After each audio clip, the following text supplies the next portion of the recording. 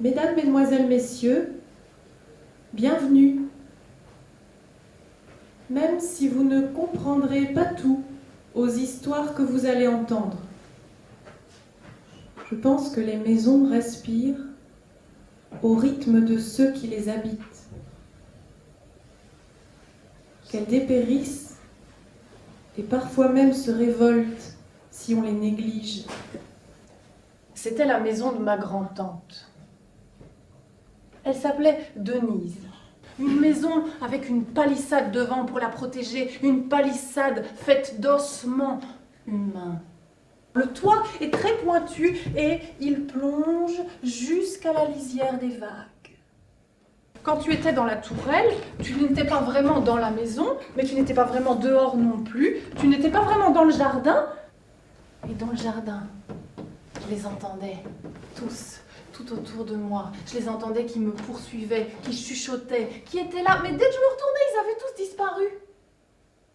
Puis tu vois les poissons rouges et bleus et jaunes dans l'eau turquoise. Puis tu continues, tu plonges encore plus. Et là, c'est comme s'il y avait un bloc d'eau froide. Usant à l'envie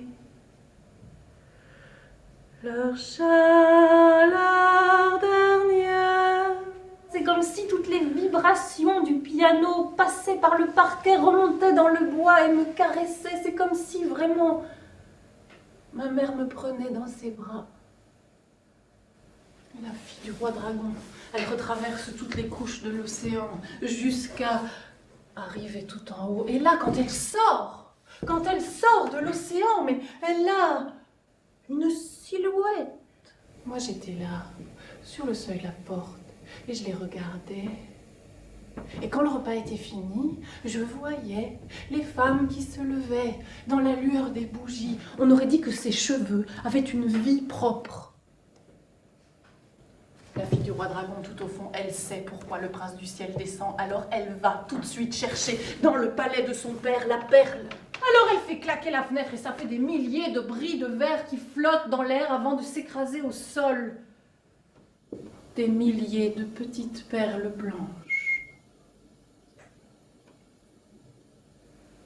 Il ne faudra pas que tu entres. Hein? Il ne faudra pas que tu regardes. Et plus tard, un ange, entr'ouvrant les portes, viendra ranimer, fidèle et joyeux, les miroirs ternis et les flammes mortes